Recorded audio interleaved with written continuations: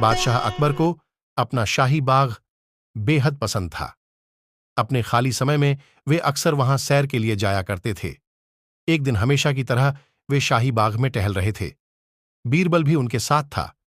टहलते टहलते वे विभिन्न मुद्दों पर चर्चा कर रहे थे। चर्चा का मुख्य मुद्दा अकबर की हाल ही में पड़ोसी राज्य और उन क्षेत्रों पर हुई जीतें थीं। अचानक अकबर के दिमाग में एक प्रश्न कौंधा और हमेशा की तरह उन्होंने वह प्रश्न बीरबल से पूछ लिया। प्रश्न था, सबसे बड़ा कौन है? दिल ही दिल में अकबर की चाहत थी कि बीरबल उसकी जीतों के बारे में बखान करे और साथ ही उसकी बहादुरी और नेतृत्व क्षमता की भी। लेकिन अकबर की उम्मीदों के विपरीत बीरबल ने उत्तर दिया, जहां अपना सबसे बड़ा तो बच्चा ही होता है।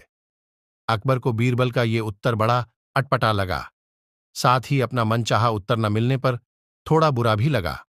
उन्होंने बीरबल से अपनी बात सिद्ध करने को कहा।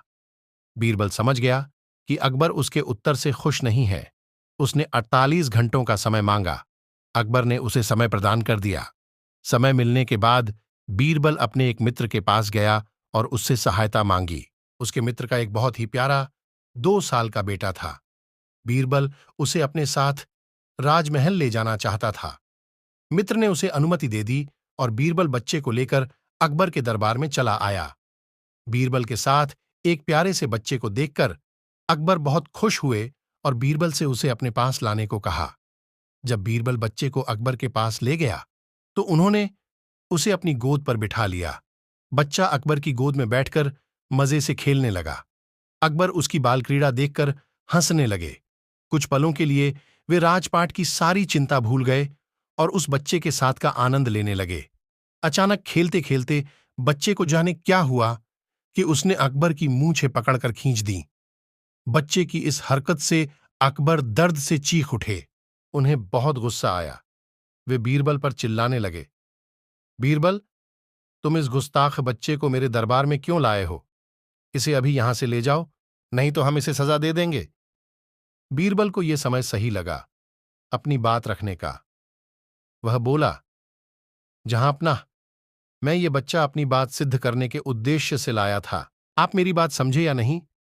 इस समय ये बच्चा आपसे भी बड़ा है। यदि ऐसा नहीं होता तो इसमें इतनी हिम्मत ही नहीं होती कि ये आपकी मूंछ खींच सके। इसकी जगह कोई और होता तो उसकी आपको तकलीफ पहुंचाने की जुर्रत ही नहीं होती, और यदि वह ऐसा कर भी लेता तो जिंदा नहीं बचता। अकबर बीरबल का उत्तर सुनकर हैरान रह गए। बीरबल बिल्कुल सही था। वह बच्चा उन्हें तकलीफ पहुंचाने की हिमाकत करके भी जीवित था और मुस्कुरा रहा था। बीरबल ने बहुत ही चतुराई से अपनी बात सिद्ध कर दी थी। बीरबल की बात सुनकर अकबर का गुस्सा शांत हो गया। उन्होंने बच्चे को गले से लगा लिया और बीरबल की बहुत प्रशंसा की।